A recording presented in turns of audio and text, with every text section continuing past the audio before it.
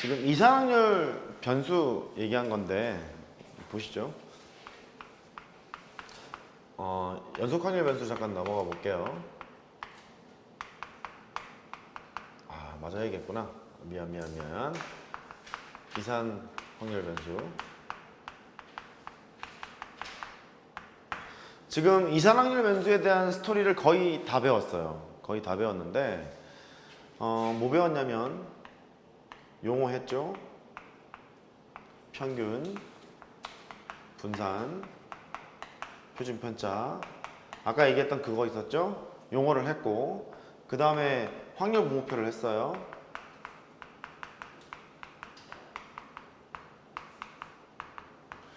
이렇게 표가 주어져 있고 여기를 x라고 했고 여기를 p, x가 나올 확률이라고 했고 여기에서 평균을 구하세요 하면 시그마 xp 이렇게 하라 그랬었고요.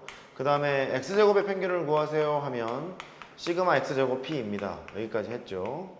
분산을 구하러 가자고 하면 x제곱의 평균에다가 m제곱을 빼러 가야지. 여기까지는 지금 된 거야. 이제 한 개 남았어요. 한 개가 뭐냐면 이항분포라는 게 있단다.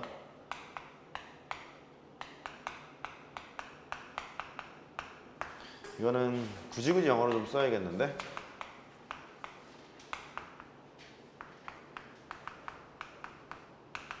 굳이 그 바이노미얼 디스트리뷰션 그러는데 이 바이가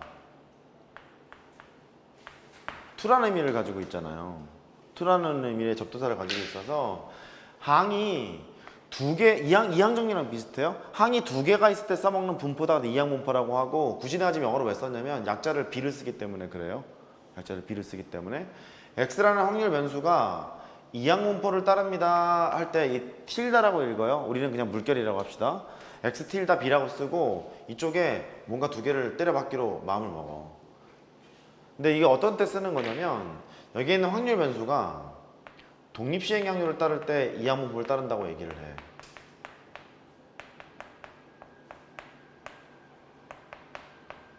제가 그랬죠? 독립이라는 게 매우 중요하다고.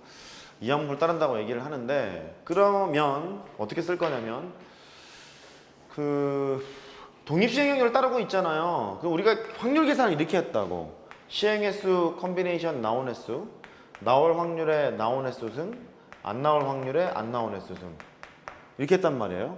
그러면 결정적인 게 뭐냐면 일단 전체적인 시행 횟수가 몇 번인지를 알아야 돼.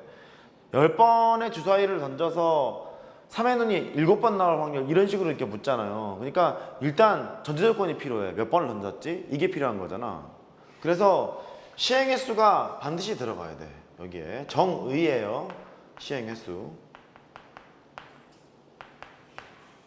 그 다음에 나온 횟수는요 크게 중요치 않은 게 이게 변수잖아. 0, 1, 2, 3, 4, 5, 6, 7, 8 이렇게 가는 놈이잖아요. 변수기 때문에 나온 횟수는 중요치 않고 이해시키고 있는 거예요. 정의를 지금.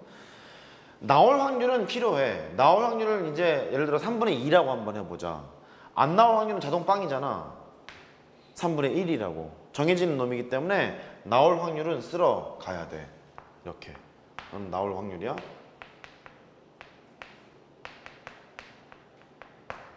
이항분포는 주어진 그 사건이 독립시행 확률로 표시가 돼 있을 때 시행 횟수랑 나올 확률을 쓰도록 해라가 정의야. 여기까지 됐죠? 쓰도록 해라가 정의야. 근데 저걸 왜 저렇게 배우고 있는데요? 여기에서 평균도 구하고 분산도 구해보려고. 계속 그랬잖아요. 통계를 배우는 목적은 집단의 자료를 막 수집을 해서 분석하러 가는 게 통계잖아요. 그러다 보니까 평균도 필요하고 분산도 필요했을 거란 말이야. 근데 확률로 돼 있을 때 평균을 구해라, 독립시행 확률로 돼 있을 때 평균을 구해라, 분산을 구해라, 이걸 한번 해보고 싶다는 거예요. 여기까지 됐죠? 그래서 이런 거거든. 그 확률 질량 함수라고 했던 것 같아. 이산적인 세계에서 확률을 쓰는 함수를. x가 R번 나올 확률을 쓰잖니? 시행 횟수 컨비네이션 나온 횟수, 나올 확률에 나온 횟수 승, 안 나올 확률에 안 나온 횟수 승 이렇게 썼잖니? 근데 얘를요 그 미분하고 이항 정리를 통해서 증명해요. 증명하는 것은 미분이랑 이항 정리를 통해서 왜냐면 이게 시그마 때리면 1 가는 거잖아. 시그마를 때리면 1로 가는 거기 때문에 이항률은 되게 비슷하게 생겼잖아요. 증명은 이렇게 합니다. 증명은 그 결론만 기억하세요. 뭐 안 해도 돼. 안 나와. 이항정리랑 미분 같은 거를 통해서 증명을 하게 돼요.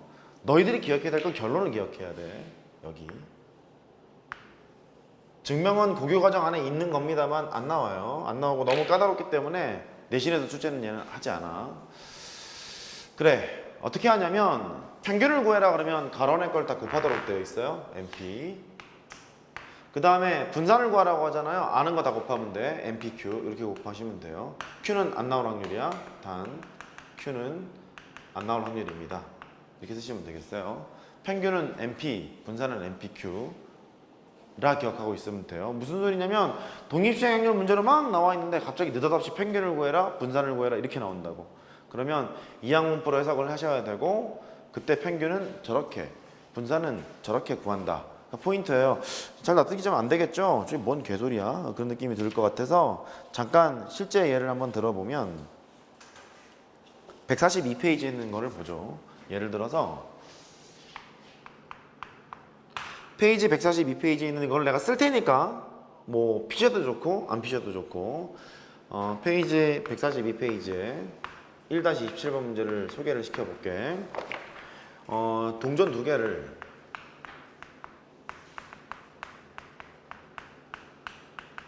(100번을) 던진대요. 모두 앞면이 나올 횟수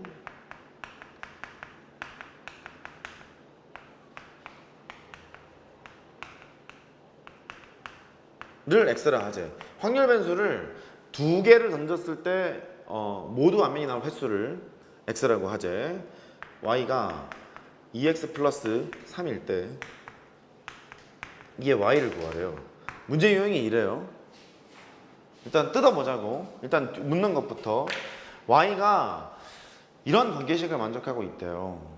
평균을 구하라고 했는데 이 Y를 구하라고 했거든. 이 Y를 구하라는 소리는 2에다가 2X 더하기 3을 구하라는 소리잖아. 근데 아까 제가 그랬죠. 평균은 민감하다고. 평균은 민감하니까 다 튀어나온단 말이야. 2배에다가 2X가 되고 더하기 3으로 나올 거라고. 기억나죠? 이거 아까 했던 거? AX 플러스 B로 했을 때. 그럼 뭐만 구하면 되냐면 X의 평균만 구하면 답은 구할 수 있을 것 같아.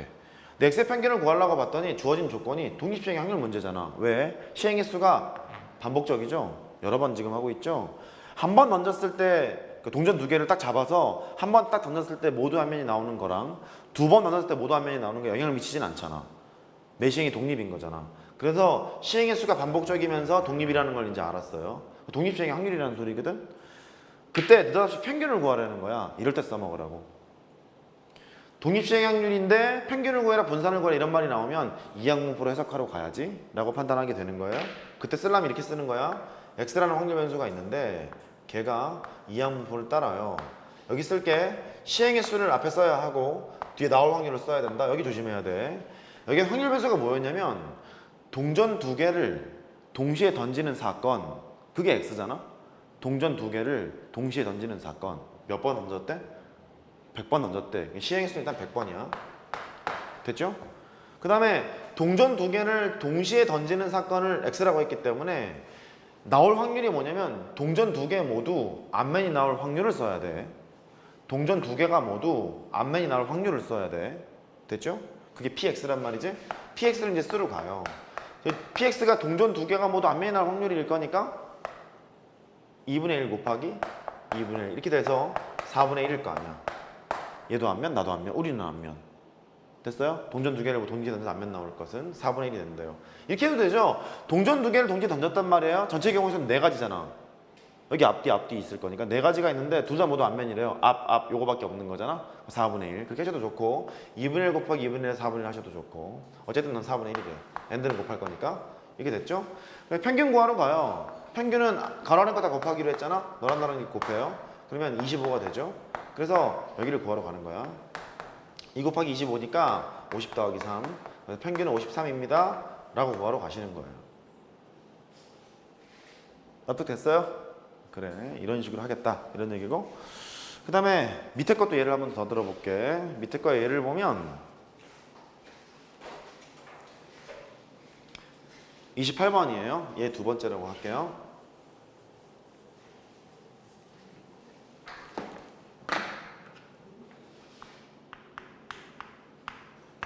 어떤 책을 임의로 펼쳤을 때 그림이 나올 확률이 3분의 1이라고 한다.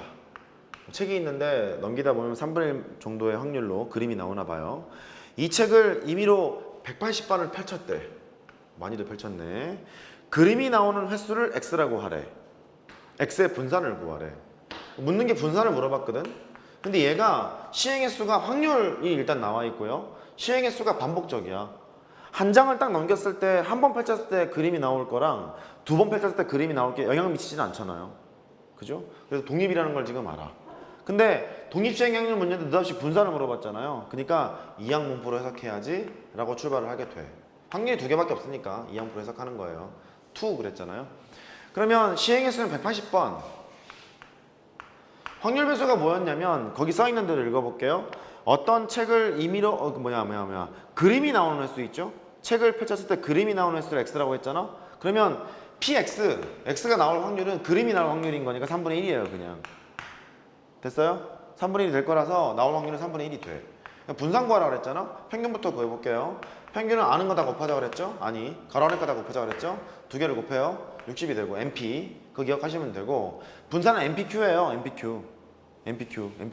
NPQ라는 얘기는 뭐냐면 180에다가 3분의 1을 곱한 상황에서 Q 안 나올 확률이거든요. 3분의 2를 곱하라는 소리예요. NPQ 썼잖아. NPQ 그래. 그럼 이 소리는 이것과 마찬가지야. 얘를 곱하면 평균이거든. 180 곱하기 3분의 1 평균이잖아요. 평균에다가 안 나올 확률을 곱하면 돼요.